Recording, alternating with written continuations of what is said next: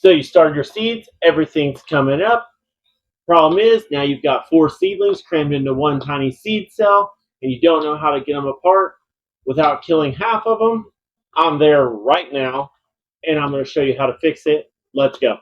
So long story short, we're at that point in the season where everything that got seeds started is now starting to go a little bit crazy. We have a big old storm coming tonight. I had to bring everyone inside to make sure we could protect them during the storm. We also have the peppers and tomatoes that are getting a little bit carried away. And so specifically in some of the tomatoes, we've got all the way up to, what is that, 5 plants and 1. Now, it's not really a problem. It's actually kind of normal, just for the simple fact of when we're sowing, unless you're doing large-scale farm situation, we're always putting more than 1 seed in. Most of the time, we do 2. Sometimes with sausages, might end up 4 or 5. It happens. But the problem is, when they all decide to pop up, we got to do something quick. And since these are starting to grow out the bottom of the cells, it's time to definitely up pot them. I think I found a secret way to deal with this and make it more successful. And I've been having a lot of conversations over on Facebook about it, where explaining the teasing process seems to be a thing. Today, we're going to do a whole video on it. We're doing 2 things today. We're going to make these a little less crowded, and we're going to up pot into red solo cups. So why solo cups? Because they're cheap. And the nursery pots are not, especially the ones of quality, which would be the ones that I would want to buy, because I don't want to keep consistently buying them over and over again. I'm not going to spend money where I have to, and we want to stick with clean, synthetic-free growing, and these are going to give them more than enough space to grow over the next couple of weeks. I think I looked the other day, it's going to be 4 more weeks before we can actually plant outside, but we'll see what happens from here. All right, so we're going to be starting with the SP Red Wet. If you haven't checked out the video on the race between fresh seeds, saved seeds, and store-bought seeds, I'll put the video down below so you can check it out. But these are actually the peppers from that video, and they are doing pretty fantastic. But I did find a way to make them even more fantastic. The trick here is we have 2 peppers here. Sweet pepper, which is one of the store-bought seeds, fresh out of my lunch. Then we have the same seedling, planted same day, the exact same way, and then up potted the exact same day. The reason why teasing is important is for the simple fact that one of these was teased and one of them was not. And when I say teasing, I'm just gently pulling the roots apart, trying to not damage them as much as physically possible. With that being said, this is the one we teased apart. It had a multiple with it. There's another one back there. They look pretty similar. And this is one actually where I clipped the other spare pepper that was inside of there. I was going to do the doubles, but we've done double plants before at planting. And to be honest, what I've came up with for the most part is when you do that, you still get the same amount of peppers as if you had 1 pepper plant. I'm not saying that works for everybody. I'm not saying that works for every variety, but that's what I've found specifically with these types of peppers, is if I grow 2 of them in the same spot, it's whether they're competing. Everyone says they'll hold each other up, and that does work, but it seems like they're competing for the same nutrients. Maybe I need to double down on the nutrients to make it work. I don't know. I do know that I would rather separate the plants and have multiple plants that produce a regular amount versus having 2 plants together that produce the same amount. That being said, when we clipped this one, it had a little friend in there in one of these cells, and after clipping it, that's what it looks like. After teasing it, it looked super sad for about, I don't know, a week, and then now, see, 2/8 was when it was planted, so I up potted it 3/8, and today is April 1st. So that's what it looks like versus the same time frame. So, of course, kicking it back to basics, we got the red solo cup, the 16-ounce party cup. Got like 7 of them for, I think, $3 or $4 versus $3 or $4 for the 4-inch pots that I was looking at, or the $10 for the little bit larger, better quality one. Just made sense to buy 50 cups, especially when we're dealing with probably, well, more than 50 pepper and tomato plants for sure. Final count at the end of the video, just because. One thing I do every time, just to be sure from the very beginning, is I will stand these up just like so. And I use my pocket knife to punch a hole through the center. You can use a nail, a soldering iron, just punch a hole in it. You can snip around the edges. That helps too. I like doing the hole in the center because it's just a little bit taller. You get just that little bit that'll actually hold water. I don't know why that makes a difference, but I've tried the side cuts and it splits the whole cup at times later on. This just seems to work better. I don't know why it works, but that's what they look like when they work. But the reason why we need that hole is so the water drains so the roots don't rot. If you've been following the channel for a while, you know what I'm going to say. If you haven't, I'll tell you about the best potting mix that I've ever found for seed starting.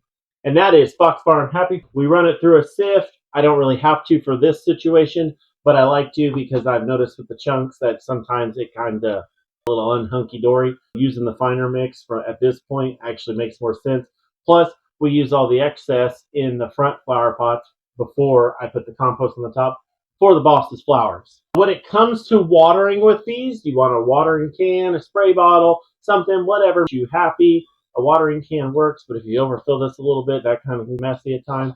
I have my pump up sprayer. It works great. What I've actually been doing this year, more so with them than I have before, is I use the little sprayer from the sink. I just give them a little, and it works out perfectly. I fill the sink up so far, and if you do it right, you can get water to here, fill it up from the bottom, let that sit for 15 minutes. Boom, perfect water every time. Once you start seeing the top starting to get crusty, go ahead and re-water again because these guys are going to be thirsty when you first go to transplant them. Another big step that I forgot before I sat down, my permanent marker, so I can label everything, because nothing says I have no idea what's going on than looking at peppers, planting them together, and then later on realizing you have hot peppers mixed in with your sweet peppers, and if someone who doesn't know looks at them and grabs one and decides they need a snack, it is an unpleasant surprise for them.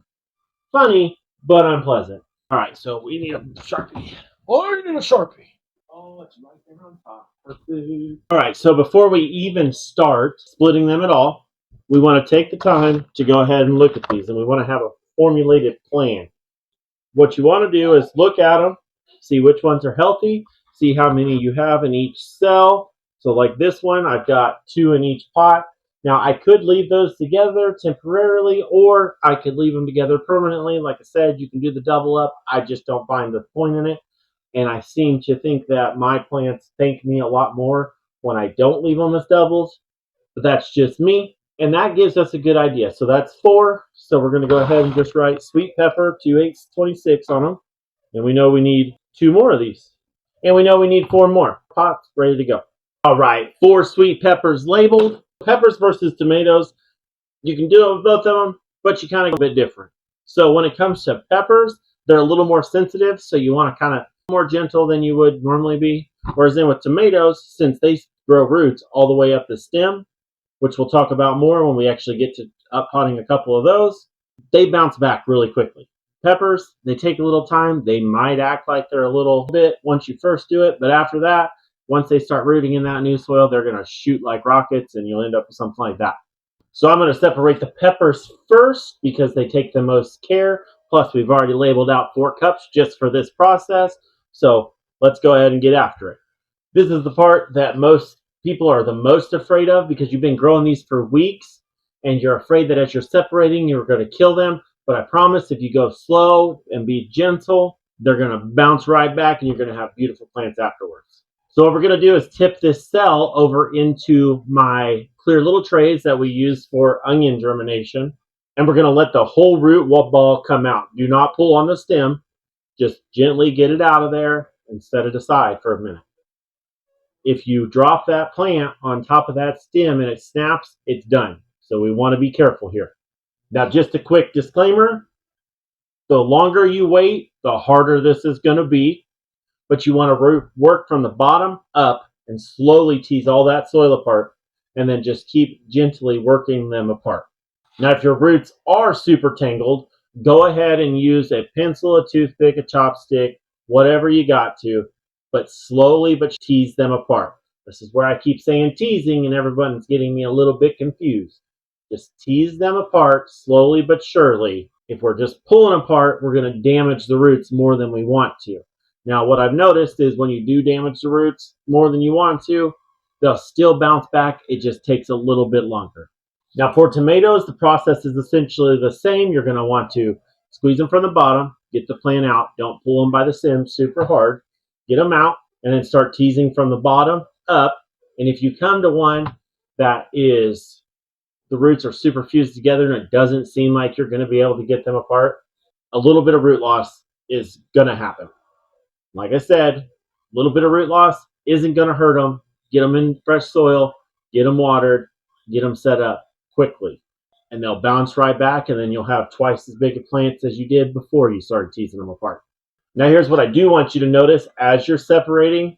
Healthy roots will be white or a light tan.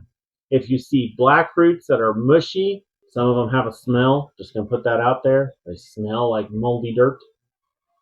Those plants are probably not going to make it, so go ahead and give them the freaking hook.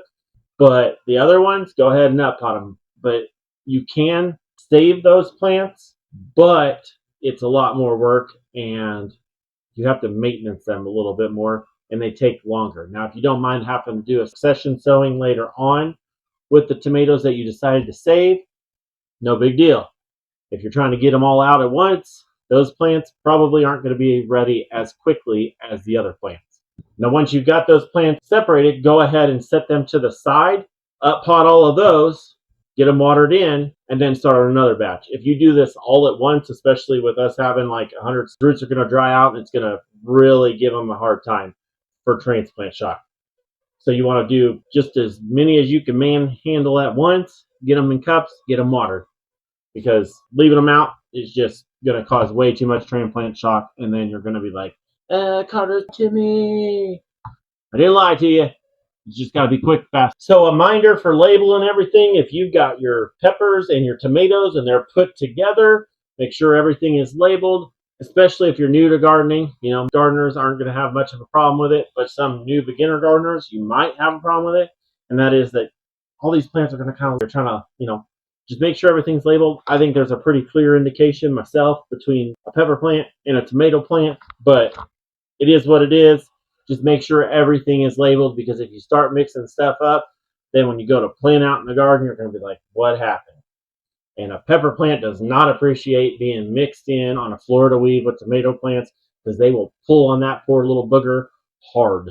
So a test I am going to run, because I'm kind of furious, I'm going to actually put a little partial handful at the halfway mark of the Fox Farm. I don't remember which fertilizer it is, but I'm going to put a little bit of fertilizer in one of these cups and see how much it actually helps it grow or not over the next 4 weeks, just to see if I need to be amending to get better plants with the Fox Farm Happy Frog, or if I can just keep rocking the way I have been, because saving a little bit of money on fertilizer goes a long way. So for tomatoes, what we want to do is we want to fill them halfway up, get our tomato in place, figure out exactly where it is, and we're going to bury that stem all the way up to the first set of leaves. I've done this a few times. There's a couple of tricks that I want to try later on this season that I will let you guys know about when they come out. As of right now, I'm still finding that burying the stem deeper in the red solo cup from the beginning is more beneficial than planting it at the cell level, where the soil level is at the top of the cell. So that's how we're going to rock this one out today. And if you have leggy seedlings, this is the time to fix that. So if it's super leggy and you've got 2 sets of seedlings, I don't really have a great example here for a leggy seedling. My freaking lights are fantastic now that I've got them figured out. But what you want to do is, if you have your first set of true leaves and you're getting a second set of true leaves, but that stem is like stupid long, pluck off, drop this sucker all the way into the bottom of the solo cup, backfill it with water it in, bada bing, bada boom, leggy seedling, crisis averted. What we're going to do is lower the tomato down to where we want it, backfill, water it in, boom. Now that's not going to work with peppers, and I'll tell you why here in just a minute. But when it comes to backfilling these, you want to firm it up just a little bit to get the stem to hold up, kind of good contact with the stem, good contact with the roots.